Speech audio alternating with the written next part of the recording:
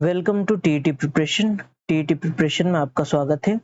आज हम पढ़ने वाले हैं सीटेट 2018 का पेपर 1 का गणित का पोर्शन, प्रश्न क्रमांक 31 से तो 60 तक। पहला प्रश्न हम पढ़ेंगे, थोड़ा और जूम कर देते हैं। पढ़िए, पहला प्रश्न है 31 नंबर का कि the assessment of what children learn in mathematics in primary class should not focus on. प्राथमिक कक्षाओं में बच्चे गणित में क्या सीखते हैं, इसके आकलन का ध्यान किस पर नहीं होना चाहिए। तो प्राथमिक कक्षाएं मतलब पहली से 5वीं तक की कक्षाएं, उसमें किस पर ध्यान नहीं होना चाहिए, बजाय इसके कि किस पर ध्यान न रखें। पहला है understanding of the mathematical concept, गणितीय अवधारणाओं को समझना, इस पर ध्यान नहीं होना चाहिए। तो होना चाहिए भैया, जोड़ घटाव गुणा भाग, इस पर तो ध्यान होना चाहिए। फिर डेवलपमेंट ऑफ मैथमेटिकल लैंग्वेज, गणितीय भाषा का विकास होना के जोड़ घटाव गुणा भाग प्लस माइनस, इन पर तो होना चाहिए, ये भी सही लग रहा है। फिर प्रिसाइजनेस इन आंसरिंग मैथमेटिक्स प्रॉब्लम, गणित की समस्याओं का जवाब देने में सटीकता, बिल्कुल सटीक होना चाहिए, बच्चे से कोई गलती नहीं होना चाहिए पहली से 5वीं तक की। तो क्या ये संभव है? पहली से 5वीं तक का बच्चा, जो प्राइमरी स्कूल का बच्चा है, वो गलतियां करेगा, गलतियों से ही सीखेगा। हमें पेशेंस रखना है, उसकी गलतियों पर सुधार गुंजाइश करना है। गलतियां नहीं, वो सीखने की स्टेप्स हैं।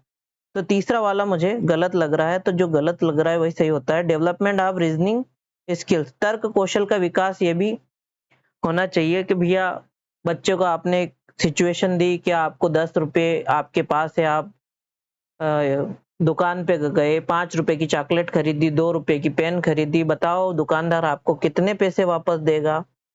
तो ये वाली जो तर्क कौशल का विकास इसमें होता है। तो किस पर हमें आकलन का ध्यान, किस पर नहीं होना चाहिए, तो बिल्कुल जो गलत है वही सही है। गणित की समस्याओं का जवाब देने में सटीकता पर नहीं होना चाहिए, परफेक्शन पर हम काम नहीं कर रहे हैं, प्रिसाइजनेस पर हम काम नहीं कर रहे हैं, हम काम कर रहे हैं प्रोसेस पर। किस पर काम कर रहे हैं हम? प्रोसेस पर, कि प्रक्रिया पर हम काम कर रहे हैं। बच्चा प्रक्रिया में भाग ले, ये जरूरी है, ना कि वो सटीक हो, बिल्कुल सही सही जवाब दे, कोई आवश्यक नहीं है। बच्चा भाग ले, प्रक्रियाओं में भाग ले, प्रक्रियाओं को समझे और अपने मन के अनुसार प्रक्रियाएं अपने मन में वो एस्टैब्लिश करे। ये हमारा उद्देश्य होता है प्राइमरी लेवल पे, कि बच्चा सीख जाए। फिर अगला 32 नंबर का प्रश्न है।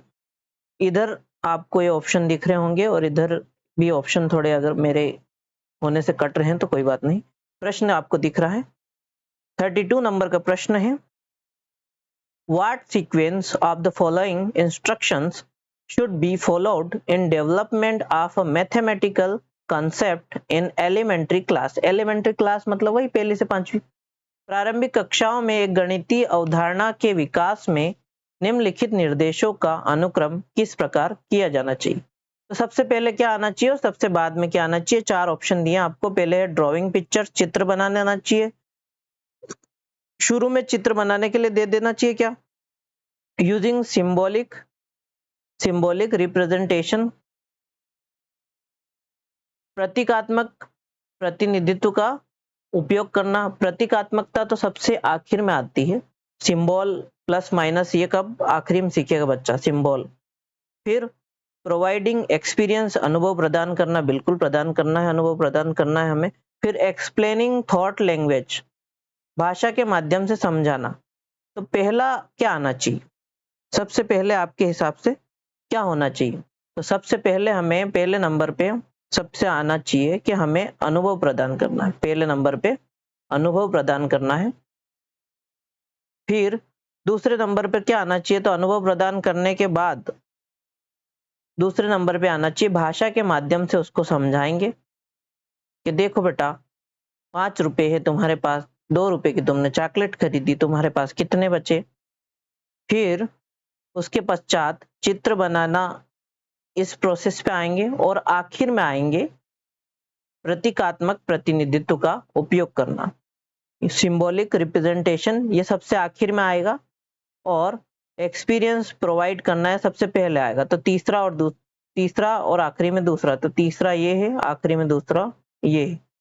तीसरा, फिर चौथा, तो चौथा, फिर पहला, तो ये रहा पहला, और आखिर में ये दूसरा, तो दूसरा, तो दूसरा वाला ऑप्शन हमारा सही हो जाएगा।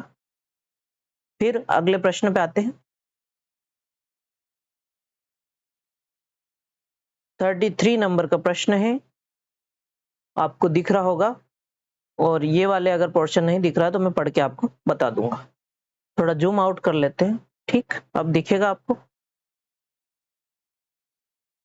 33 नंबर का क्वेश्चन है कि a child subtracted two numbers as shown below. एक बच्चे ने नीचे दिखाई अनुसार दो संख्याएं घटाई। देखिए कैसे घटाई, 83 में से 27 गए, 83 में से 27 गए, तो 64 बचे। कैसे घटाया उसने, 3 में से 7 नहीं घटाते, और 7 में से 3 घटा, इसको इसमें से घटाया, 7 में से 3 गए तो 4 बचे, और इसको इसमें से घटा दिया, 8 में से 2 गए तो 6 बचे। Which one of the following statement gives idea about the child's learning of subtraction. अब ये बच्चे ने गलत नहीं किया है, हमें इसको गलत नहीं मानना है, बच्चे की अवधारणा में समझने में मिस्टेक है, तो समझने में मिस्टेक हमें पता चल गई। अब हमें सुधार करना है बच्चे में। तो निम्नलिखित में से कौन सा कथन बच्चे के घटाव सीखने का बोध कराता है, कि बच्चे ने कैसे घटाव सीखा है, इसका बोध कौन सा ऑप्शन हमें कराता है। तो पहला वाला देखते हैं, the child has misconceptions about place value, स्थानीय मान, in the progress of subtraction. बच्चे को घटाव की प्रक्रिया में स्थानीय मान के बारे में गलत अवधारणा है, बिल्कुल, कि ये भैया 27 है तो ये 7 नीचे ही रहेगा और 3 ऊपर रहेगा, तो ऊपर में से नीचे घटाना है, नीचे में से ऊपर नहीं घटाना है। तो स्थानीय मान की अवधारणा कैसे उसकी गलत हो गई, उसने सोचा इकाई का अंक है 3, 3 में से 7 नहीं जाता है, तो 7 में से 3 घटा देते हैं। उसको ये बताना है कि हमें इससे उधार मिल सकता है, 13 में से 7 गए तो कितने बचे। फिर दूसरा, ये पहला वाला सही लग रहा है, दूसरा वाला पढ़ेंगे। ऑप्शन हमें सारे पढ़ने हैं, परीक्षा में गलती हमें नहीं करना है। The child does not know how to subtract. बच्चा नहीं जानता कैसे घटाना। अगर नहीं जानता तो 7 में से 3 गए तो 4 बचे, कैसे पता उसको, 8 में से 2 गए तो 6 बचे, तो ये तो ऑप्शन गलत हो जाएगा हमारे लिए। फिर अगला है, the child knows the process of subtraction of 2 digit numbers. बच्चा 2 अंकों वाली संख्या घटाव की प्रक्रिया जानता है। हाँ, तो जानता है, लेकिन थोड़ी बहुत गलती उसने कर दी, तो पूर्णतः नहीं जानता है।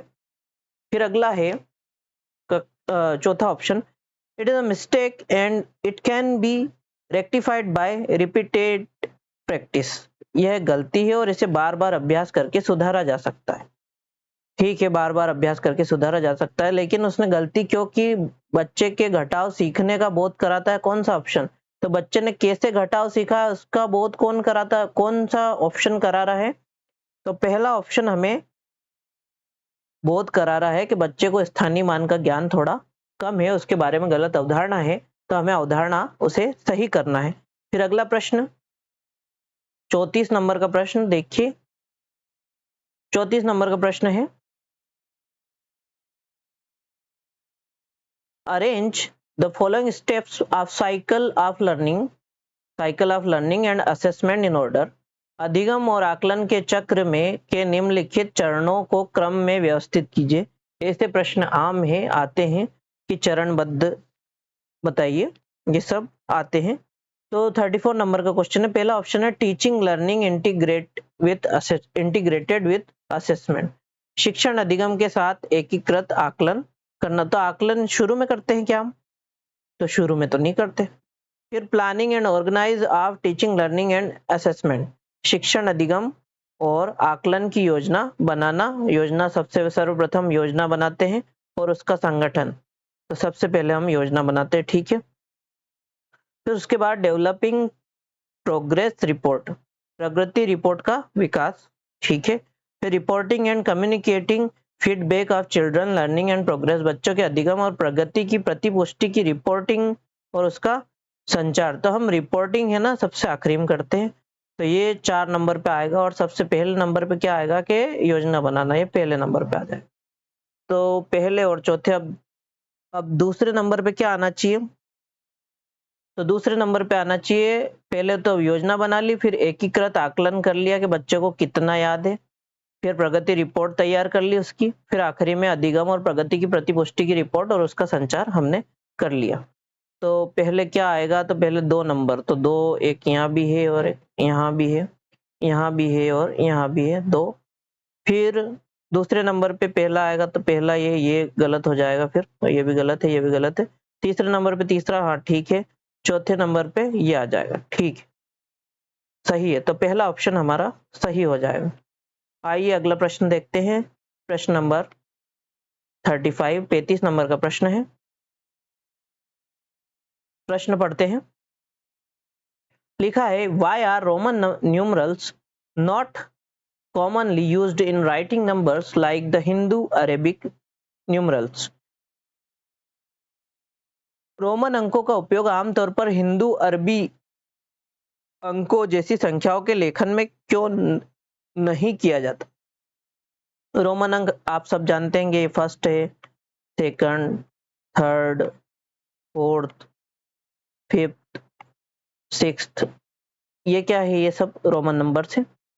तो इनका उपयोग हिंदू अरबी संख्या मतलब 1 2 3 4 5 1 2 3 4 5 6 7 8 9 10 इनमें क्यों नहीं किया जा सकता, लेखन में क्यों नहीं होता है? तो पहला ऑप्शन है, the Roman numerals do not employ place value, so calculation are difficult to perform using this numerals. Roman अंक स्थानीय मान का नियोजन नहीं करते हैं, इसलिए इन अंकों का उपयोग करके गणना मुश्किल होता है।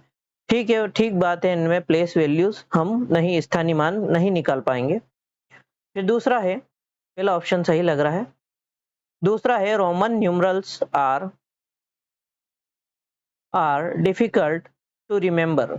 रोमन अंकों को याद करना मुश्किल है, तो ऐसा ज्यादा मुश्किल काम नहीं है।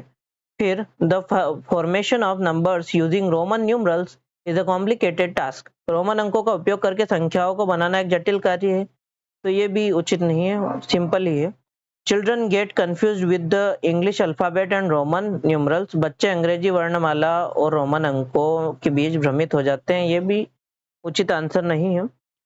हिंदू अरेबिक अंकों जैसी संख्याओं के लेखन में क्यों उपयोग नहीं किया जाता है? तो उसका प्रिसाइसली सही आंसर हो जाएगा पहला ऑप्शन, कि रोमन अंक स्थानीय मान का नियोजन नहीं करते हैं, इसलिए इन अंकों का उपयोग गणना करने में मुश्किल होता है, गणना करना इनका मुश्किल होता है। तो सही जवाब पहला ऑप्शन है। फिर अगला है सॉरी अगला 36 नंबर का प्रश्न है।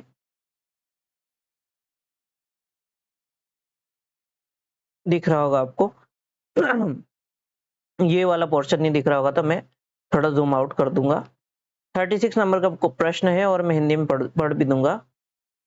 A teacher encourage the children in her class to explain the physical properties of object around them in their own words।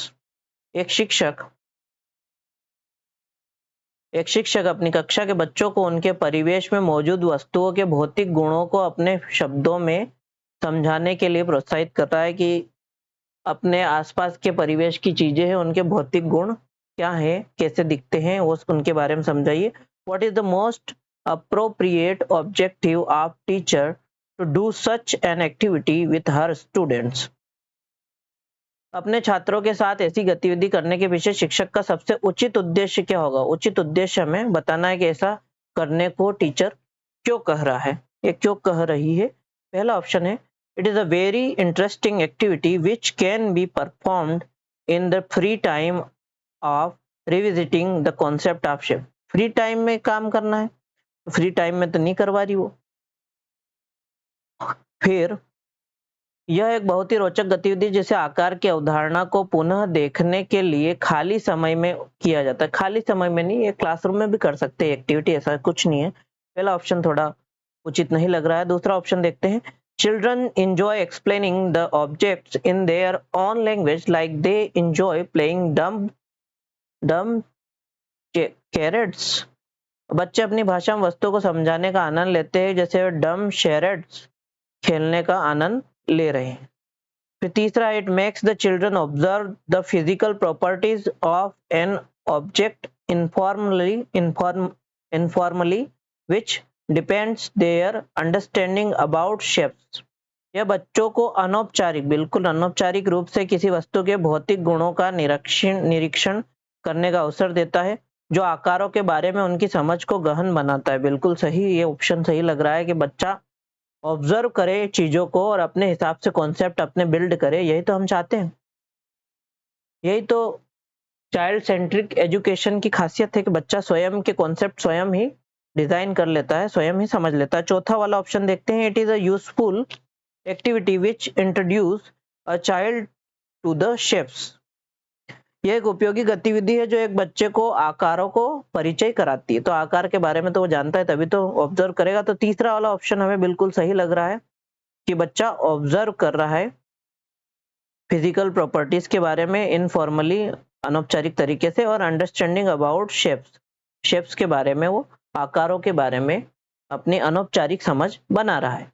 कि जैसे त्रिकोण है तो त्रिकोण कैसा दिख रहा है बच्चों, तो समोसे जैसा। ये व्रत है, व्रत कैसे दिख रहा है आपको, तो गेंद जैसा। ये सब एक्टिविटी का ही पार्ट है, तो अच्छा है। फिर अगला सही जवाब इसका हो जाएगा तीसरा, कि बच्चा अनौपचारिक रूप से किसी वस्तु के भौतिक गुणों का निरीक्षण करने का अवसर देता है, जो आकारों के बारे में उनकी समझ को गहन बनाता है। अगला प्रश्न देखते हैं 37 नंबर का। 37 नंबर का प्रश्न है, the mathematics used by illiterate shopkeeper. अशिक्षित दुकानदार द्वारा उपयोग किए जाने वाले गणित। अशिक्षित दुकानदार मतलब जो कभी स्कूल नहीं गया फिर भी वो हिसाब किताब में पक्का है, तो उसका गणित किस काम का है या उसका उपयोग कैसे किया जाना चाहिए, उसके बारे में कैसे चर्चा करेंगे आप। द्वारा उपयोगित किए जाने वाले गणित के बारे में हमें ऑप्शन है, पहला है, is not useful in the mathematics classroom. गणित की कक्षा में उपयोगी नहीं है, तो अरे भैया उपयोगी है, बिल्कुल उपयोगी। क्यों उपयोगी नहीं है? पुराने लोग कैसे ब्याज वगैरह हाथ पे जोड़ देते हैं, ये तो बहुत उपयोगी है, सीखना चाहिए। सवा का पट्टीपाड़ा पढ़ते थे पहले, 1.25 का, 2.25 का, 3.25 का, 4.25 का। तो पहले पुराने लोग जो अनपढ़ व्यक्ति है वो भी अच्छा हिसाब किताब कर सकता है। दूसरा इज, और बिल्कुल क्लासरूम में सिखाया जाना चाहिए।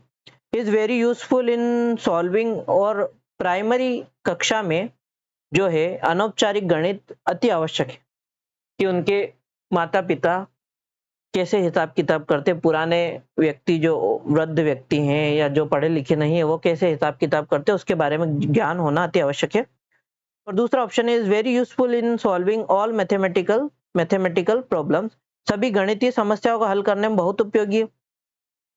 तो सारी की सारी गणितीय समस्या इससे सॉल्व नहीं होगी, तो ये ऑप्शन भी सही नहीं लग रहा है।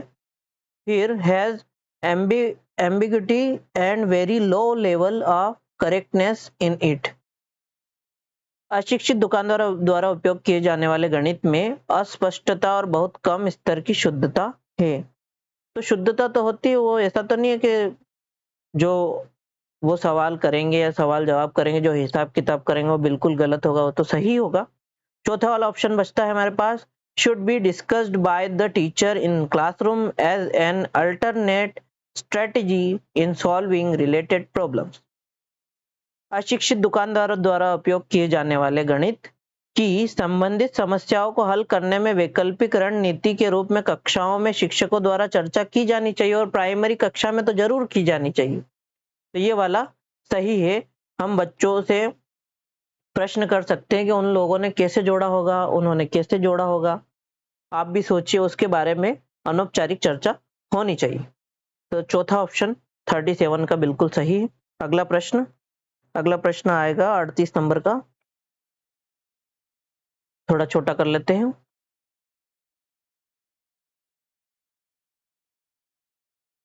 प्रश्न पढ़िए, how should a teacher handle a heterogeneous group of children in a mathematics classroom.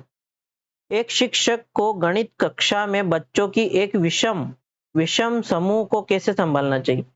अब कक्षा है तो कक्षा में सभी बच्चे एक जैसे बिल्कुल नहीं होते, कोई बहुत इंटेलिजेंट होगा, कोई बहुत लोअर लेवल का होगा, या कोई बच्चा धीरे सीखता होगा, कोई तेज सीखता होगा, कोई क्रिएटिव बच्चा होगा, कोई इंटेलिजेंट बच्चा होगा, सब अलग अलग तरीके के बच्चे हैं। तो एक गणित के शिक्षक को कैसे संभालना है बच्चों को, तो पहला ऑप्शन है by grouping the children of same ability together and giving them questions according to their ability। मतलब बच्चों की ग्रुपिंग करना है क्या, 38 नंबर का प्रश्न है। एक ही क्षमता वाले बच्चों को एक साथ समूहित रखकर उनकी क्षमता के अनुसार प्रश्न देकर, मतलब इंटेलिजेंट बच्चों को एक तरफ और जो थोड़े कमजोर बच्चे उनको एक तरफ करके, मतलब ये तो विभाजित कर दिया आपने बच्चों को। बच्चों का कैटेगराइजेशन हमें नहीं करना है, कभी नहीं करना है, तो ये गलत हो गया। ग्रुप कैसा बने, तो ग्रुप ऐसा बने जो अलग अलग बच्चे अलग अलग क्षमता वाले हों, ऐसा हमें ग्रुप बनाना है जिसमें सभी पार्टिसिपेट करें। दूसरा नंबर का ऑप्शन है bye grouping all children together in the same classroom. एक ही कक्षा में सभी बच्चों को एक साथ समूहित रखकर, तो समूहित तो हैं बच्चे, अब अलग अलग प्रतिभावान बच्चे हैं, अलग अलग प्रतिभा के बच्चे हैं, और पूरी क्लासरूम में भी है, तो ये तो क्लासरूम जैसा ही हो गया, इसमें हमने कुछ अलग नहीं किया। तीसरा वाला ऑप्शन है कि bye grouping the children of different abilities together so that they can learn from each other. अलग अलग क्षमताओं वाले बच्चों को एक साथ समूहित रखकर ताकि वे एक दूसरे से सीख सके, तो यही तो हमें करना है। एक ग्रुप बनाया तो जिसमें अलग अलग क्षमता वाले बच्चों को रखना है ताकि वो आपस में डिस्कशन के थ्रू सीख सके। चौथा वाला ऑप्शन भी देख लेते हैं, by doing questions according to low ability children in the class and giving the complex question as home assignment to higher ability children. कम क्षमता वाले बच्चों के अनुसार कक्षा में प्रश्न हल करके और उच्च क्षमता वाले बच्चों को जटिल प्रश्न गृह कार्य के रूप में देंगे। बिल्कुल नहीं, ऐसा नहीं करना है। ऐसा करना है, एक ग्रुप है, एक ग्रुप में इंटेलिजेंट बच्चा और थोड़ा कमजोर बच्चा और मीडियम बच्चे, ये सब हमें समाहित कर देने हैं। इंटेलिजेंट बच्चा, कमजोर बच्चे और मीडियम बच्चे सभी आपस में मिलकर कोई भी प्रॉब्लम का सॉल्यूशन कर लेंगे, मतलब कोई भी सवाल हल कर लेंगे और आपस में सीख भी लेंगे और सिखा भी देंगे। तीसरा वाला ऑप्शन बिल्कुल सही है, अलग अलग क्षमता वाले बच्चों को एक साथ समूहित रखकर ताकि वे एक दूसरे को सिखा सके, ये हमें एक दूसरे के साथ मिलकर सीख सके, ये हमें करना है। फिर अगला प्रश्न है 39 नंबर का। हाँ, 39 नंबर का प्रश्न आएगा, ये रहा 39 नंबर का प्रश्न पढ़ेंगे। द लर्निंग आउटकम्स, एलओज भी बोलते हैं इनको, LOs in mathematics are developed. गणित में सीखने के प्रतिफल इसलिए विकसित किए गए हैं ताकि such that, पहला ऑप्शन है such that children may be told small steps for calculation। गणना के लिए बच्चों को लघु विधियां बताई जाए। सीखने के प्रतिफल इसलिए विकसित किए गए हैं कि उन्हें लघु विधियां बताई जाए। फिर दूसरा है to increase the achievement of children in various educational survey. विभिन्न शैक्षणिक सर्वेक्षणों में बच्चों की उपलब्धि बढ़ाई जाए, सीखने के प्रतिफल इसलिए है। तीसरा है to define class wise competencies and skills to be achieved by children. बच्चों द्वारा हासिल की जाने वाली कक्षावार दक्षता और कौशल को परिभाषित किया जाए। सीखने के प्रतिफल के अनुसार यही सही लग रहा है कि कक्षावार दक्षता पहली कक्षा में आएगा तो क्या सीखेगा, दूसरी कक्षा में आएगा तो क्या सीखना चाहिए सीखने के प्रतिफल के अंतर्गत, तीसरी कक्षा में आए तो क्या सीख जाना चाहिए, भाग तक सीख जाना चाहिए। चौथा वाला to prepare children for year end examination. वर्ष की अंत परीक्षाओं के लिए बच्चों को तैयार किया जाए, ये सीखने के प्रतिफल है, तो बिल्कुल नहीं। लर्निंग आउटकम्स ये है कि बच्चा हर क्लास में हर माह क्या क्या सीखे और अगली क्लास में प्रमोट होके जाए तो क्या सीख के गया है उसके बारे में। तो तीसरा वाला ऑप्शन बिल्कुल सही है कि बच्चे द्वारा हासिल की जाने वाली कक्षावार दक्षता और कौशलों को परिभाषित किया जाए, यही सीखने के प्रतिफल हैं, इसलिए विकसित किए गए हैं। फिर अगला प्रश्न 40 नंबर का आएगा। 40 नंबर का प्रश्न देखते हैं। 40 नंबर का प्रश्न है which one of the following happening in the classroom in an activity. निम्नलिखित में से कक्षा में हो रहा कौन सा कार्य एक गतिविधि है। गतिविधि कौन सा है? तो पहला है teacher explaining how to do sums. शिक्षक समझाते हैं कि प्रश्न कैसे हल करें। यह गतिविधि है क्या? फिर अगला, ये तो शिक्षक सिखा रहा है ना, बच्चे का इन्वॉल्व है। फिर दूसरा, children reciting counting in form of rhymes. बच्चों द्वारा कविता के रूप में गिनती का वाचन करना, तो बच्चे वाचन कर रहे एक्टिविटी। तीसरा है चिल्ड्रन कॉपिंग फ्रॉम ब्लैकबोर्ड। बच्चे द्वारा शामपट से नकल करना, ये तो बिल्कुल नहीं है नकल करना, ये कोई एक्टिविटी है। चिल्ड्रन इंगेज्ड इन एक्सप्लोरेशन। देखो, चिल्ड्रन को अगर इंगेज्ड कर दिया आप तो बच्चा एक्टिविटी में जरूर पार्टिसिपेट कर रहा है। चिल्ड्रन इंगेज्ड है, बच्चा लगा हुआ है, इसका मतलब बच्चा एक्टिविटी कर रहा है। बच्चों का अन्वेषण में लगना, खोज में लगना कि कोई पहाड़ा आपने बता दिया कि इस तरीके से 11 का पहाड़ा आपने बता दिया, 12 का पहाड़ा आपने बता दिया कि 12 का पहाड़ा 10 का पहाड़ा और 2 का पहाड़ा जोड़कर बनाया जाता है। और आपने एक और सिचुएशन दे दी कि बच्चों अब आप 14 का पट्टी पहाड़ा बनाकर बताइए। अब बच्चे खोज में लगे कि एक तरफ 10 का पट्टी पहाड़ा लिख लेना है, फिर एक तरफ गुरुजी ने 2 का लिखा था तो हमें 4 का लिखना है, और 4 का लिख के दोनों को जोड़ देना है। तो बच्चे ऐसे खोज में लगे तो एंगेज हुए तो एक्टिविटी हुई तो वही ऑप्शन हमारा सही है। फिर अगला प्रश्न देखते हैं। प्रश्न क्रमांक 41 आएगा, 41। प्रश्न क्रमांक 41 देखेंगे। To develop skill of counting among children, which one of the following is not required to be learned as pre-number concept। बच्चों के बीच गिनती के कौशल को विकसित करने के लिए निम्नलिखित में से कौन सा पूर्व संख्या अवधारणा के रूप में सीखने के लिए आवश्यक नहीं है। संख्या की समझ के पहले क्या आवश्यक नहीं है सीखने के लिए? क्या आवश्यक नहीं है? संख्या की समझ नहीं हुई अभी, क्या आवश्यक नहीं है? 41 नंबर का करेंगे तो 1-to-1 करस्पोंडेंस, एक संगतता, ये तो जरूरी नहीं है। फिर सीरिएशन, क्रमबद्धता भी जरूरी नहीं है। फिर रिसाइटिंग नंबर नेम रेंडमली, संख्या नाम यादृच्छिक रूप से पढ़ना। हाँ, कि उसे संख्या का ज्ञान तो हो पहले, तो संख्या नाम यादृच्छिक रूप से पढ़ना, रेंडमली पढ़ना। और क्रिएटिव ग्रुप, समूह बनाना जरूरी नहीं है।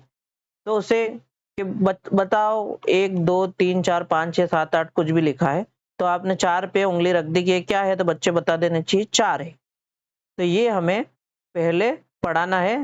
अवधारणाओं के पहले अवधारणाएं कौन कौन थी? तो प्लस माइनस, ये संक्रियाएं हैं, प्लस माइनस गुणा भाग। इसके पहले बच्चे को क्या ज्ञान होना चाहिए? तो संख्या का ज्ञान होना चाहिए, संख्या की अवधारणाओं के बारे में ज्ञान होना चाहिए। तो संख्या को तो समझे बच्चा, सिंबल को तो समझे कि ये 4 लिखा है, ऐसे ऐसा बना हुआ है तो 4 है, ऐसा बना हुआ है तो 3 है, ऐसा बना हुआ तो 1 है, ऐसा बना हुआ है तो 2 है। इसके बारे में जानकारी होनी चाहिए। फिर अगला प्रश्न है 42 नंबर का, थोड़ा छोटा कर देते, ठीक है। अब देखिए, on asking a child what is area, he or she answered length into breadth। What can you say about the children's understanding about the concept of area। एक बच्चे से प्रश्न पूछे कि क्षेत्रफल क्या है। एरिया का मतलब है क्षेत्रफल। उसने बताया लंबाई गुणित चौड़ाई, ये उत्तर दिया बच्चे ने। क्या उत्तर दिया? लंबाई गुणित चौड़ाई, ये क्षेत्रफल है। उसने सूत्र बता दिया, क्षेत्रफल के बारे में नहीं बताया। तो क्षेत्रफल की अवधारणा के बारे में, बच्चे की समझ के बारे में आप क्या कहेंगे? क्षेत्रफल किसे कहते हैं? तो भैया ये कोई एरिया है, ये पूरे को हम ढक दें किसी पाल से तो ये क्षेत्रफल हो जाता है उसका। बच्चे ने क्या बताया कि ये भैया क्षेत्रफल निकालने का फॉर्मूला बताइए कि लंबाई ये सेम है, चौड़ाई ये सेम है, तो लेंथ इनटू ब्रीथ, ये लंबाई गुणित चौड़ाई भैया ये होता है। क्षेत्रफल। तो उसने तो केवल वर्ग का क्षेत्रफल या आयत का क्षेत्रफल उसने याद कर लिया। फिर अभी भैया अगर किसी सर्कल का, वृत्त का क्षेत्रफल निकालना हो तो कैसे निकालेगा? तो उसको क्षेत्रफल की अवधारणा के बारे में जानकारी कम है। क्षेत्रफल की अवधारणा मतलब क्षेत्रफल किसे कहते हैं? तो ये पूरा एरिया मैंने ढक दिया, तो ये ढका हुआ एरिया क्या कहलाएगा? क्षेत्रफल के। ये ढका हुआ पोर्शन क्या कहलाएगा? क्षेत्रफल कहलाएगा। ठीक, तो पहला ऑप्शन देखते हैं, the child has no idea about the concept of area. बच्चे को क्षेत्रफल की अवधारणा के बारे में कोई जानकारी नहीं है। 42 नंबर का, कोई जानकारी नहीं है, पहला ऑप्शन है। तो जानकारी तो है तभी उसने लंबाई गुणित चौड़ाई, मतलब उसको भले आयत के क्षेत्रफल के बारे में, रेक्टेंगल के क्षेत्रफल के बारे में पता है कि लंबाई गुणित चौड़ाई होते, कुछ तो जानकारी है उसको। पहला ऑप्शन सही नहीं है। दूसरा नंबर का देखेंगे, the child used the area of rectangle as general idea of area of any closed shape. बच्चे ने किसी बंद आकार के क्षेत्रफल के सामान्य विचार को आयत के क्षेत्रफल के रूप में उपयोग किया गया है कि आयत का क्षेत्रफल होता है लंबाई गुणित चौड़ाई।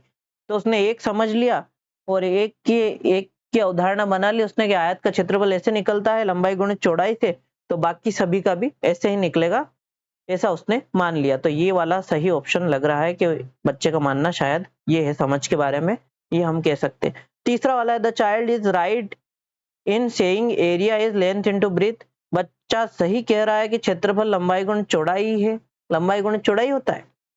तो देखिए इसमें वृत्त में तो लंबाई और चौड़ाई कुछ नहीं दी है, फिर तीसरा ऑप्शन गलत हो जाएगा। फिर द चाइल्ड, चौथा option, the child is confused between the concept of area and perimeter. Area और पेरीमीटर, क्षेत्रफल, बच्चा क्षेत्रफल और परिमाप की अवधारणा के बीच उलझन में है। तो बिल्कुल उलझन में नहीं है वो, उसे केवल ये याद है कि आयत का क्षेत्रफल लंबाई गुणित चौड़ाई होता है, तो बाकी का भी लंबाई गुणित चौड़ाई ही होता होगा। तो ये वाला ऑप्शन सही हो जाएगा दूसरे नंबर का, कि उसकी समझ के बारे में आप क्या कह सकते हैं? तो भैया ये कह सकते हैं कि आयत के क्षेत्रफल के रूप में वो सभी शेप्स का, सभी का क्षेत्रफल निकालेगा। ठीक है, अगला प्रश्न क्या आएगा? 43 नंबर का, 43 नंबर का प्रश्न है, देखिए, which one of the following statements is true with respect to mathematics learning. गणित सीखने के संबंध में निम्नलिखित में से कौन सा कथन सत्य है? सत्य वाला कथन हमें ढूंढना है। तो पहला है, mathematics is a difficult subject to learn. गणित सीखने के लिए कठिन विषय है, तो बिल्कुल उचित नहीं है। यानी तो मैं कैसे सीखता, आप कैसे सीख रहे हैं, बच्चे कैसे सीखेंगे फिर? तो कठिन नहीं है, कठिन हमें कहना भी नहीं है, कठिन शब्द का यूज भी नहीं करना है। दूसरा वाला ऑप्शन देखेंगे, दूसरा वाला है, generally girls are weaker in mathematics. आमतौर पर लड़कियां गणित में कमजोर होती है, तो बिल्कुल नहीं, ये हमें बात ही नहीं करनी। ये जेंडर बायसनेस है और टीचर को इन सब बातों से दूर रहना चाहिए। जेंडर बायस्ड टीचर को नहीं होना चाहिए। और समाज में भी अगर टीचर ही जेंडर बायस्ड निकला तो बच्चे क्या सीखेंगे? लड़का और लड़की सभी एक समान है, सभी को एक समान रूप से हमें लेना चाहिए। तीसरा वाला है 43 नंबर का, कि एवरीबॉडी कैन लर्न मैथमेटिक्स। हर कोई गणित सीख सकता है, बिल्कुल सही, हर कोई गणित सीख सकता है। हमें इसी अवधारणा के साथ, इसी मान्यता के साथ आगे बढ़ना है, तभी जाके बच्चे भी गणित से डरेंगे नहीं और सीखेंगे। Mathematics can only be learn by rigorous practice. गणित केवल शब्द जान भी आ जाए वो गलत ही होता है आमतौर पर। कठोर अभ्यास से ही सीखा जा सकता है। क्यों? कोई मेथड नहीं, ऐसी मेथड ही नहीं बनी जो सरल तरीके से गणित सिखा सके। तो बिल्कुल ऐसी मेथड बहुत सारी है जो सरल तरीके से गणित सिखा सके। तो ऑप्शन क्या सही हो जाएगा? गणित सीखने के संबंध में निम्नलिखित में से कौन सा कथन सत्य है? तो हर कोई गणित सीख सकता है, एवरीबॉडी कैन लर्न मैथमेटिक्स, ये ऑप्शन सही हो जाएगा। और यही हमें जीवन में उतारना, बच्चों के जीवन में भी उतरवाना है, बच्चों की सोच में भी उतरवाना है कि गणित एक सरल सब्जेक्ट है। फिर अगला प्रश्न देखते हैं। अगला है, to teach the Pythagoras theorem. अगला प्रश्न है 44 नंबर का। हाँ, to teach the Pythagoras theorem, a teacher has distributed a sheet on which 4 right angled triangles were drawn and asked the child to find the relationship between the side of triangle. In the above situation, the teacher used Pythagoras प्रमेय को सिखाने के लिए एक शिक्षक ने एक sheet वितरित की, एक शीट वितरित कर दी सबको, जिस पर समकोण वाले 4 त्रिभुजों को खींचा गया था। शीट में कितने त्रिभुज थे? समकोण वाले 4 त्रिभुज को खींचा गया था टीचर के द्वारा, और बच्चों को त्रिभुज की भुजाओं के बीच संबंध खोजने के लिए कहा जाता है कि इनकी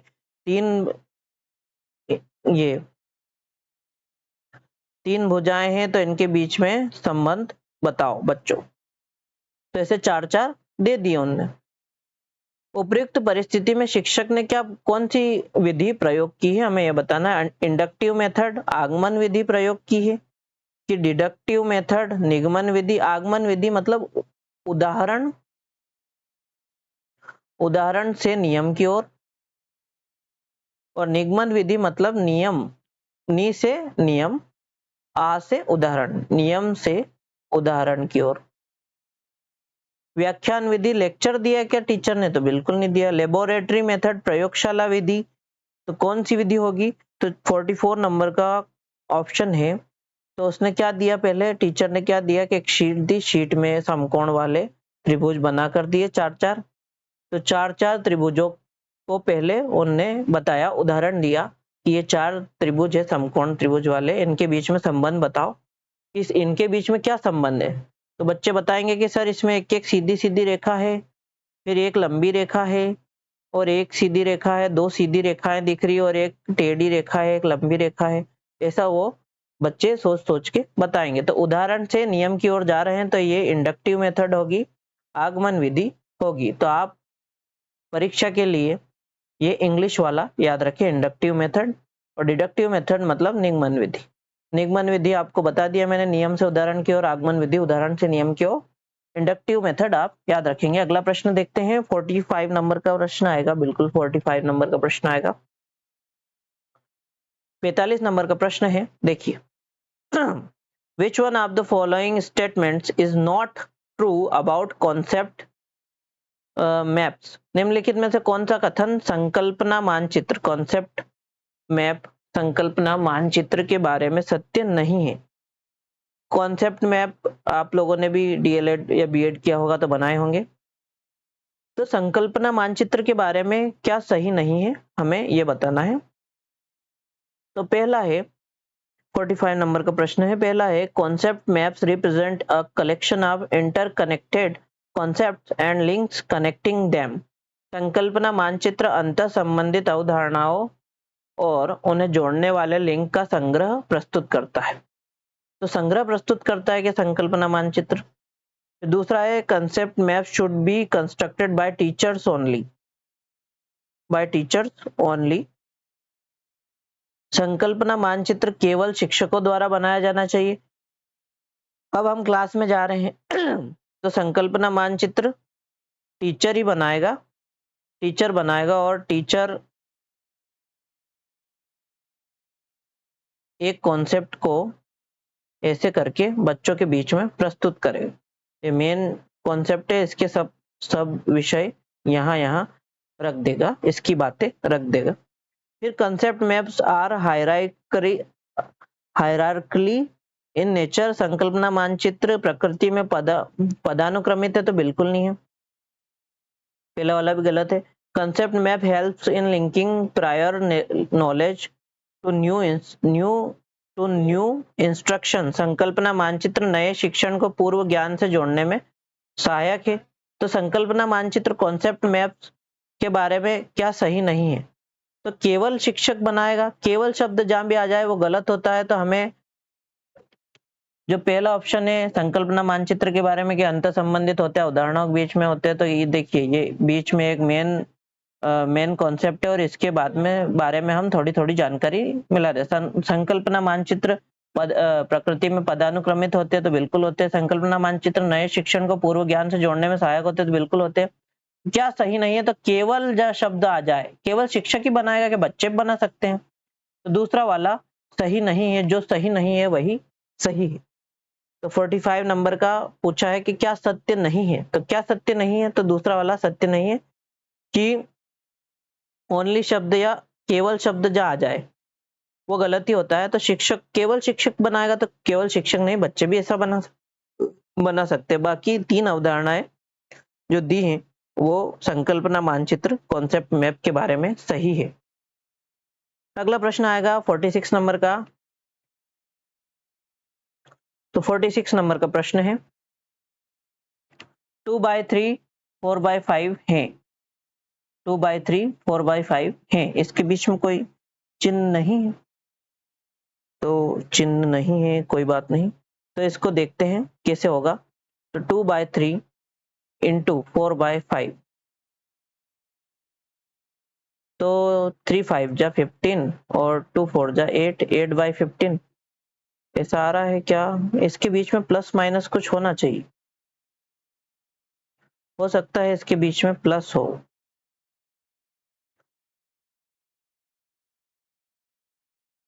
प्लस तो ये हो सकता है, चलिए प्लस करके देखते हैं। तो 3 और 5 का एलसीएम, तो जब ऐसा आ जाए तो एक तो एलसीएम भी ले सकते हैं और एक शॉर्ट मेथड भी है। तो आप इन दोनों का मल्टीपल कर दो आपस में, 5 3 15, तो 5 का ऊपर कर दो 5 दूनी 10, फिर प्लस लिखा है प्लस लिख दो, 4 का ऊपर कर दो 4 3 12, 12 और 10 कितना होगा 22 15। अब फ्रैक्शन में दिए सारी ये, तो हम भाग दे देंगे 22 में 15 का, तो 15 एकम 15, 15 दूनी 30, तो 15 एकम 15 ये हो गया। 2 में से 5 नहीं जाते, 12 में से 5 गए तो 7 और 5 12, 7 बचेंगे, या एक में से एक गए तो एक सही इधर से लेना है, एक लिखा एक सही 7/15, तो ये 15, एक सही 7/15 आ रहा है। तीसरा नंबर का प्रश्न सही हो जाएगा। तो यहाँ बीच में प्लस लगा है, प्लस लगा लेना आप, 46 का तीसरा ऑप्शन सही हो जाएगा। एक और तरीका है एलसीएम लेने का, 3 और 5 का एलसीएम लेंगे तो प्रॉपर तैयारी ऐसे 3 और 5 कॉमा करके लिखेंगे। पहले 2 से ट्राई करेंगे, 2 से नहीं जाएगा, 3 से ट्राई करेंगे, 3 एकम 3, 5 में भाग नहीं जाता, 5 ऐसा कैसा, फिर 5 से ट्राई करेंगे, 1 ऐसा कैसा, 5 एकम 5, 3 और 5 आए, 3 और 5 का मल्टीपल कर देंगे, 3 पंजे 15, 15 हमारा क्या आया एलसीएम। तो एलसीएम क्या करेंगे हम, एलसीएम क्या करेंगे हम लिखेंगे, 1 मिनट,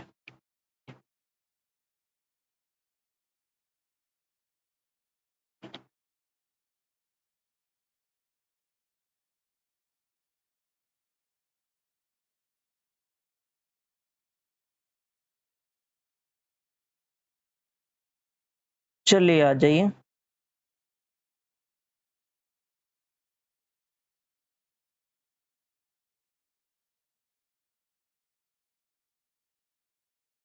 इसका ऑप्शन सही हो जाएगा ऑप्शन नंबर 3। अगला प्रश्न देखेंगे 47 नंबर का प्रश्न है, देखिए for the given shapes which one of the following statement is not correct. दिए गए आकारों में निम्नलिखित में से कौन सा कथन ठीक नहीं है, ठीक नहीं है हमें ये बताना है। देखिए ये रोम्बस लग रहा है, वर्ग है, आयत भी है, चतुर्भुज भी है, समचतुर्भुज भी है। ऑल आर द पैरेलेलोग्राम, सभी समांतर चतुर्भुज है, तो बिल्कुल समांतर चतुर्भुज है एक दूसरे की। तो समांतर मतलब ये और ये सेम दिख रही, ये और ये सेम दिख रही, ये और ये सेम दिख रही, ये और ये सेम दिख रही, भुजाएं आपस में एक जैसी दिख रही है, तो बिल्कुल दिख रही है, तो पहला वाला तो सही लग रहा है। जो सही नहीं है वही सही है इस ऑप्शन में, तो हमें जो गलत है वो ढूंढना है। 47 नंबर का प्रश्न है one of the following one of them is not a parallelogram, इनमें से एक समांतर चतुर्भुज नहीं है, इनमें से एक समांतर चतुर्भुज नहीं है। तो समांतर चतुर्भुज तो है ये, तो ये गलत हो गया, जो गलत है वही सही है। टू ऑफ देम रोम्बस, इनमें 2 समचतुर्भुज है, तो बिल्कुल ये भी समचतुर्भुज है। Two of them are rectangle, इनमें से 2 आयत है, तो ये भी आयत है और वर्ग भी आयत ही होता है। तो कौन, जो गलत है वही सही है, तो जो गलत है वही सही है, इनमें से एक समांतर चतुर्भुज नहीं है। 1 मिनट, हाँ चल रहा है रिकॉर्डिंग। आइए फिर अगला प्रश्न देखते हैं। 48 नंबर का प्रश्न है, देखिए विच one of the following represent the number 11,1111। इन निम्नलिखित में से कौन सा 11,1111 संख्या का प्रतिनिधित्व करता है? तो बहुत ही सिंपल प्रश्न है, 11,1111। तो पहले लिख लेते 11,000, इकाई, दहाई, सैकड़ा, हजार, 10,000, ये 11,000 हो गए। फिर लिखो क्या, 1100, तो 1100 लिख लिया, 1,100, 1100। फिर 11 लिखेंगे तो 11 लिख लेंगे। अब इन तीनों को जोड़ दो, तो 001 तो 1, 001 तो 1, 011 1 1 और 1 2, 1 2 ट्रिपल 1, 1 2 ट्रिपल 1 आ रहा है दूसरे नंबर पे, ये ऑप्शन सही हो जाएगा। 48 कर लिया, 49 पे आएंगे। 49 वाला प्रश्न भी अच्छा प्रश्न है। The point A and B represent numbers on a number line as shown below. A 25,000 A, 39,000 B, 61,000। The distance between A to B, A and B बिंदु A और B नीचे दिखाई गई नंबर रेखा पर संख्याओं का प्रतिनिधित्व करते हैं। 25,000, फिर A 39,000। देखो एक बिंदु है, फिर 2 है, फिर 3 है, 4 है, 5 है, 6 है, 7 है, 8 है। तो A और B के बीच की दूरी निकालना है। देखो, तो यहाँ से यहाँ तक एक दूरी, दो दूरी, तीन दूरी, 4 5 6 7, 7 कदम चले हम, 7 घर कूदे तो 39 पे पहुंच गए। 25,000 से 39 पे पहुंच गए। 49 नंबर का है, 25,000 से 39 पे पहुंच गए हम, तो 39,000 भागित 7। अच्छा, 25,000 से 39 पे पहुंच गए, तो 39,000 माइनस 25,000, यहाँ से यहाँ तक माइनस करेंगे। 39,000 में से 25,000 और 7 का भाग दे देंगे उसमें, तो 0 में से 0 गए 0, 0 में से 0 गए 0, 0 में से 0 गए 0, 9 में से 5 गए तो कितने बचे, 5 4 9, 4 बचे, 3 में 2 गया, 1 बचा, तो 14,000 है। यहाँ से यहाँ तक कितने हजार है, 14,000। तो 14,000 लिख लिए। अब कितने कदम कूदे, तो यहाँ से यहाँ तक 1 कदम, 2 कदम, 3 4 5 6 7 कदम में यहाँ पहुंच गए, तो 7 कदम में पहुंच गए। 7 से भाग दे देंगे, 7 दूनी 14, 700 700 700, तो 2,000 का गैप है। तो यहाँ से देखो, अब ए से बी तक हमें निकालना है, तो ये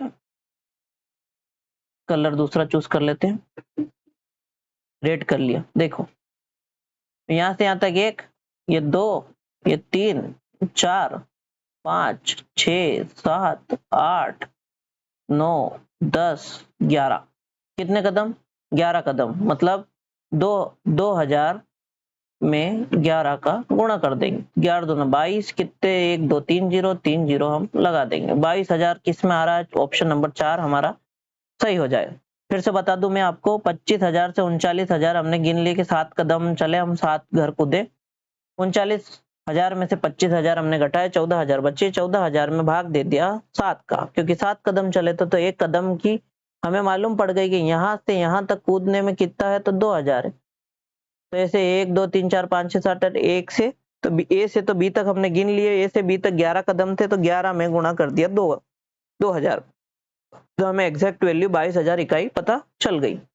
अगला है 50 नंबर का, 50 नंबर का प्रश्न है।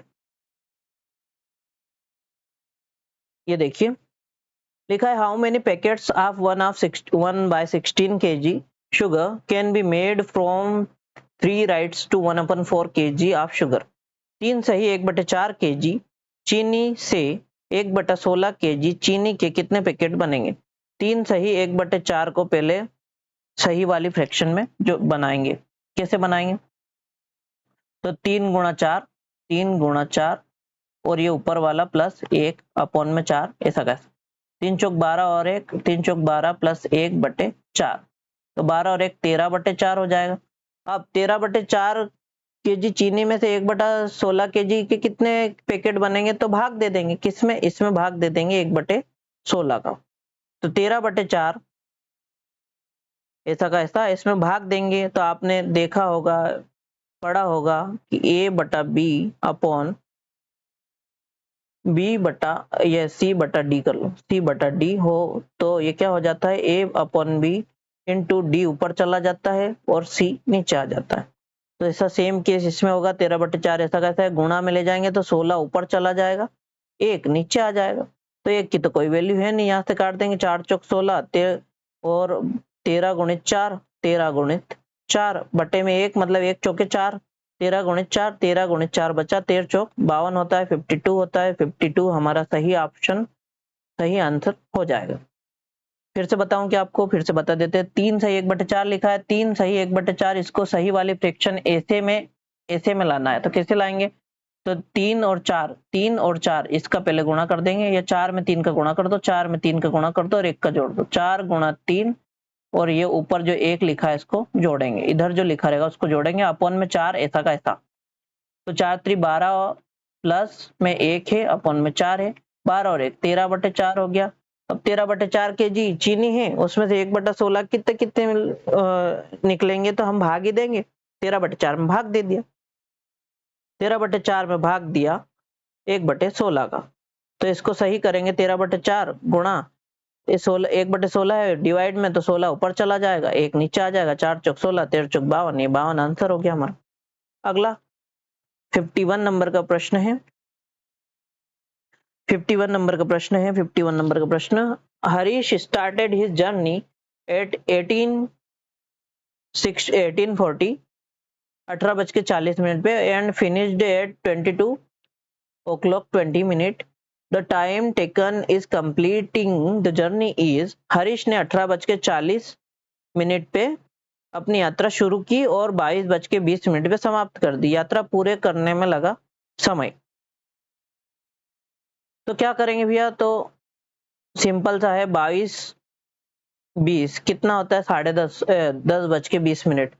तो आपको डायरेक्ट हो जाएगा ये, इसमें से 18:40 घटा देंगे, 10:30 बजे पहुंचा वो, 10:30 क्या 10:20 पे पहुंचा, 18:40 पे चला था, मतलब 18:40 मतलब 6:40, आपको 24 घंटे वाली घड़ी याद होनी चाहिए।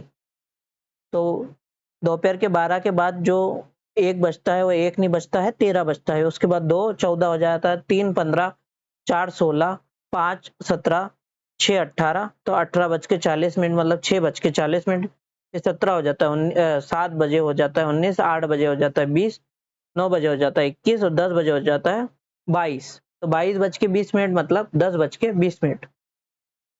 अब देखो यहाँ से घटा देंगे तो 20 में से 40 नहीं जाएगा, तो क्या करेंगे भैया, ये घंटे हैं, ये क्या है, आवर है और ये मिनट है।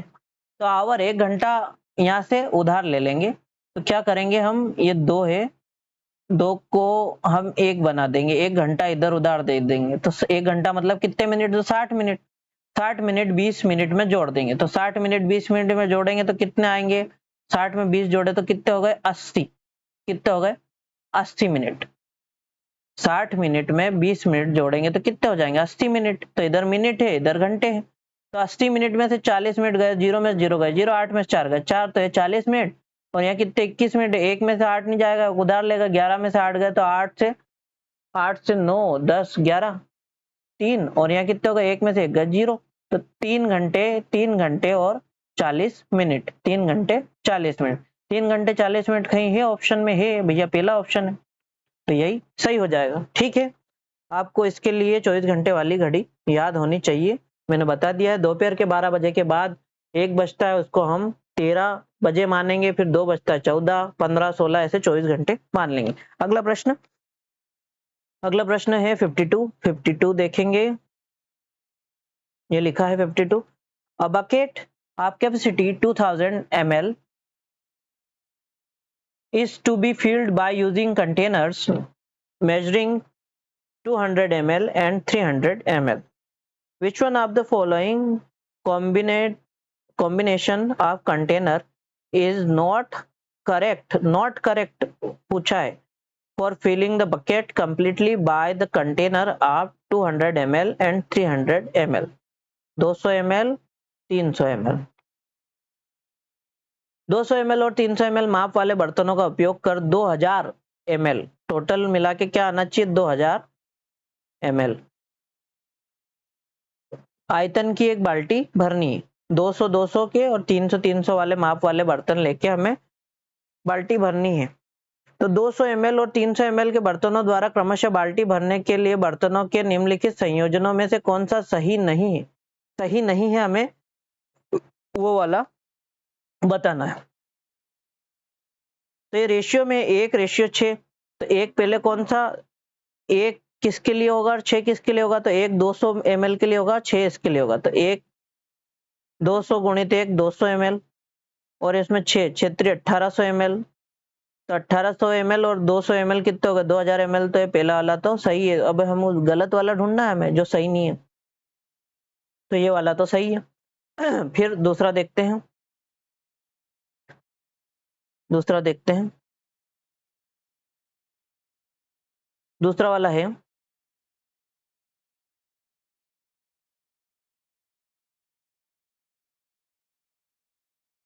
दूसरा वाला है 4/4। तो 4 भाग इसके, 4 भाग इसके, 4 बार बर्तन ये वाला लिया, 200 ml वाला डाल दिया और 4 बार ये वाला लिया। तो 4 दूनी 800 ml और 4 3 1200 ml।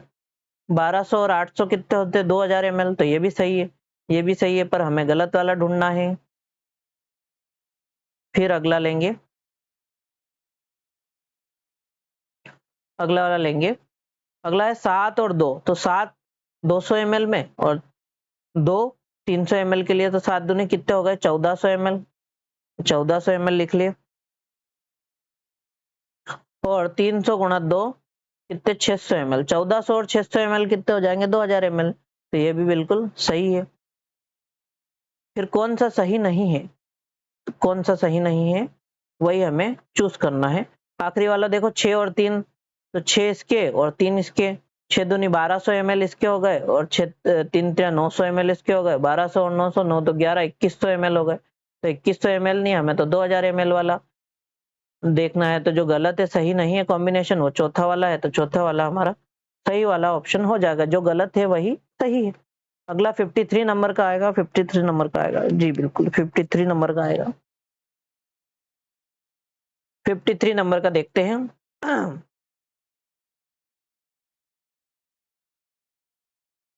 देखिए यहाँ लिखा है 7.1, यहाँ लिखा है 3.85 और यहाँ लिखा है 9.09। 7.1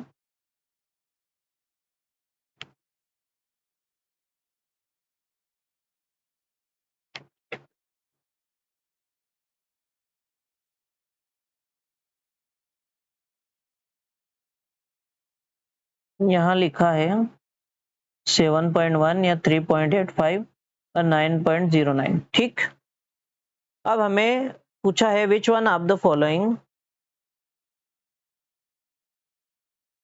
ये वाला ले लेते हैं, रेड वाला। विच one of the following is the best approximate, approximate value हमें निकालनी है 7.1 3.85 9.09 की। निम्नलिखित में से 7.1 3.85 बटे 9.09 का सबसे अच्छा अनुमान कौन सा है? तो सबसे अच्छा अनुमान 7.1 किसके करीब है? तो भैया 7 के करीब है। 3.85 किसके करीब है? तो 3.85 लगभग 4 हो गया, तो ये 4 के करीब है। फिर 9.09 09 है, ये 9 0 होता तो 10 के करीब हो जाता, लेकिन 09 है, 9.09 तो 9 के करीब है। 7 4 9 कौन से में दिख रहा है? दूसरे वाले ऑप्शन में। दूसरा वाला हमारा सही हो जाएगा। अगला ऑप्शन है, अगला प्रश्न है 54 नंबर का। देखिए, if one small square in the grid is of area 4 square unit, square unit में दिया है, मतलब क्या है? स्क्वायर यूनिट में दिया है मतलब कि वह क्षेत्रफल हमें दिया है। क्षेत्रफल दिया है स्मॉल स्क्वायर का मतलब छोटे वर्ग का हमें क्षेत्रफल दिया है। What is the perimeter of the rectangle drawn on the grid, ये ग्रिड में रेक्टेंगल बनाया हुआ है। यहां से ये वाला, ये यहां से यहां तक, इस वाले भाग का हमें परिमाप निकालना। यदि ग्रिड में एक छोटा वर्ग 4 वर्ग इकाई, ये एक छोटा वर्ग कितना है? 4 वर्ग इकाई का है, 4 वर्ग इकाई का है। तो ग्रिड बनाए गए आयत का परिमाप क्या होगा? अब देखो ये एक छोटा है 4 वर्ग का, 4 वर्ग का मतलब 4 वर्ग में दिया है, मतलब इसका क्या दिया है? एरिया दिया है। किस इसका क्या दिया है? क्षेत्रफल दिया है, एरिया दिया है। कितना दिया है? तो 4 स्क्वायर यूनिट। तो वर्ग के क्षेत्रफल, वर्ग का area of square, area of square, वर्ग का क्षेत्रफल, वर्ग का क्षेत्रफल का फॉर्मूला क्या है? भुजा का वर्ग, भुजा का वर्ग यानी ए का स्क्वायर। तो ए स्क्वायर इज इक्वल टू हमें क्या दिया है? 4। तो ए बराबर क्या हो जाएगा? स्क्वायर हटेगा तो इधर क्या लग जाएगा? Under root. ए बराबर 4 को हम 2 गुणा 2 लिख सकते हैं, 2 का जोड़ा बन गया, कर्ण मर गया, अर्जुन भाग गया। तो ए बराबर 2। भुजा क्या निकली हमारी? एक भुजा निकली 2, ये 2 है तो ये भी 2 होगी, है ना? तो भुजा निकल गई 2, तो सभी ये सेम है। तो ये 2 है, ये भी 2 है, ये भी 2 होगा, ये भी 2 होगा, यहाँ से यहाँ तक ये भी 2 होगा, ये भी 2 होगा, ये भी 2 होगा, ये भी 2, ये भी 2, ये भी 2, ये भी 2 और ये भी 2। तो कितने परिमाप क्या होता है? तो भैया यहाँ से चली नागिन तो यहाँ से यहाँ तक, यहाँ से यहाँ तक, यहाँ से यहाँ तक, यहाँ से यहाँ तक, ये सभी यहाँ से वापस यहाँ आ गए, ये जोड़ लिया तो ये क्या? परिमाप बन गया हमारा। ये क्या मिल गया हमें? परिमाप। ये पूरी परिक्रमा मतलब परिमाप। तो एक भुजा 2 है, 2 4 6 8 10 12 14 16 18 20 22 और 24, 24 इकाई ये कहाँ है? तो तीसरे ऑप्शन में है। तो तीसरा ऑप्शन हमारा सही हो जाएगा। कैसे निकाला हमने? तो वर्ग का क्षेत्रफल का फॉर्मूला क्या है? तो भुजा का वर्ग। अब भुजा का वर्ग, तो वर्ग का क्षेत्रफल हमें पहले से दिया 4, तो भुजा का वर्ग, भुजा का वर्ग ये ऐसा का ऐसा, वर्ग हटा तो इधर क्या? 2 का स्क्वायर और इधर भुजा का स्क्वायर, स्क्वायर से स्क्वायर कट गया, भुजा हमें प्राप्त हो गई। भुजा बराबर 2, यानी कि भुजा बराबर हमें 2 प्राप्त हो गई। तो भुजा 2 है तो ये भुजा 2 है तो ये यहाँ से यहाँ तक ये भुजा भी 2 होगी, ये भी 2 होगी, ये भी 2 होगी, ये भी 2, ये भी 2, 2 2 2 2 ऐसे 2 2 करके हमने जोड़ लिया। परिमाप क्या होता है? तो परिमाप मान लो यहाँ से चले तो यहाँ से यहाँ तक पूरा, फिर यहाँ से यहाँ तक, यहाँ से यहाँ तक, वापस यहाँ तक आए, ये परिमाप हो गया, पूरी परिक्रमा मतलब। अगला प्रश्न देखते हैं 55 नंबर का, 55 नंबर का प्रश्न देखते हैं। लिखा है 55 नंबर का आएगा, 55 नंबर का आएगा। A child scored 75 mark in each of 5 subject, what is the median mark obtain by the child. एक बच्चे ने 5 विषय में 75 अंक प्राप्त किए, प्रत्येक में 75 अंक प्राप्त किए। बच्चे द्वारा प्राप्त अंकों की माध्यिका निकालो। तो एक में 75, दूसरे में हिंदी, मान लो हिंदी में 75, गणित में 75, विज्ञान में 75, फिर अंग्रेजी में भी 75 और संस्कृत में भी 75। तो 1 2 3 4 5 माध्यिका कैसे निकालते हैं? कि जितने ऊपर जोड़े हैं 1 2 3 4 5 अंक जोड़े तो 5 बटे में 5 कर दो। तो 75 75 75 75 कितने हो जाएंगे? 375। जोड़ लो 75 75 150 150 150 300 300 और 300 300 और 75 375 भागित 5 काट देंगे। 50 5 सतो 35 बचे कितने? 2 25 हो गए, 50 25 तो 75 आया इसका। 75 आई माध्यिका। 75 कौन से वाले ऑप्शन में है? तो पहले वाले ऑप्शन में है। तो माध्यिका निकालना आप सीख गए। कैसे निकालेंगे? सभी को जोड़ देंगे बटे में, जितनी बार जोड़ा है उतने में बटे भाग दे देंगे, तो ये माध्यिका निकल गई हमारी। मीडियन ऐसे ही निकालते हैं। अगला 56 नंबर का है, which one of the following can be folded to form the given solid. ये वाला हमें मिल जाए, किसको फोल्ड करने पे मिलेगा?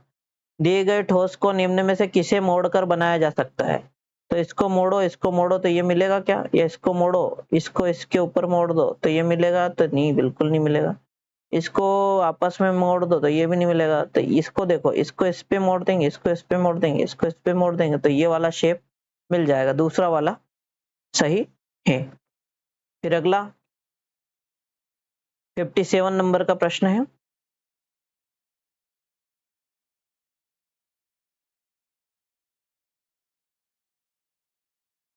57 नंबर का प्रश्न देखेंगे। If red part in the following pie chart is 40, ये रेड पार्ट ये कितना है 40। What is the white part, white part ये वाला 1/8 निकालना है। यदि निम्नांकित पाई चार्ट में लाल भाग 40 है, ये 1/2 बराबर 40 है, तो सफेद भाग 1/8 निकालना है। देखो 1/2 बराबर 40, तो 1 बराबर किसके हो जाएगा, 1 बराबर 40, ये बटे में 2 इधर आएगा तो भाग में है तो इधर आएगा तो गुणे में हो जाएगा। तो एक बराबर हो जाएगा 40 दूना 80, मतलब एक पूरा भाग किसके बराबर है, तो 40 के बराबर है। किसके बराबर है, 40 के। तो भैया ऐसे 1/8, 1/8 सफेद 1/8 निकालना है। तो 1/8 भाग 80 का कितना हो जाएगा, तो 8 एकम 8, 8 0 0, 10 एकम 1 गुणा 10, 10 एकम 10, तो 10 भाग हो जाएगा। व्हाइट क्या हो जाएगा, 10 भाग। 10 भाग किस पे, दूसरे पे, दूसरा वाला सही। इस प्रकार 1/8 नीला भाग भी 10 हो जाएगा, 1/4 निकालेंगे 80 का, तो 1/4 गुणा 80। 80 क्या है, एक पूरा भाग किसके बराबर है, 80 के बराबर है। तो 4 दूनी 8, 4 0 0, 20 एकम 20, तो ये पीला भाग कितना हो जाएगा, 20। ये 20 हो जाएगा, ये 10, ये 10, ये 40, तो 40 और 20 60, 60 और 10 और 10 20, 60 और 20 80, 80 पूरा भाग हो गया। तो हाँ भैया एक पूरा भाग 80 हो गया। इसी प्रकार हमारा सही है। 57 नंबर का हो गया। 58 नंबर का देखेंगे। देखो ये सरल सा प्रश्न है। Observe the following solid shape, निम्नलिखित ठोस आकार का निरीक्षण कीजिए। विच one of the following is the top view of the given solid, निम्नलिखित में से कौन सा दिए गए ठोस की ऊपरी सतह, ऊपर से देखेंगे तो दिखेगा, ऊपर से दिखेंगे तो ये 3 डॉट दिखेंगे कि 1 2 3 4, ऊपर से देखोगे तो 4 दिखेंगे डब्बे। कैसे दिखेंगे, ऐसे, ये तो सामने से दिखेगा, और ये एक ही नहीं है, 3 नहीं है, हमें क्या दिखेगा ऊपर से, ये ऐसे सेम टू सेम सीक्वेंस में दिखेंगे। तो ऊपर से देखने पे 2D आकृति में यही दिखेगा, तो पहला वाला ऑप्शन सही हो जाएगा। अगला देखेंगे 59 नंबर का।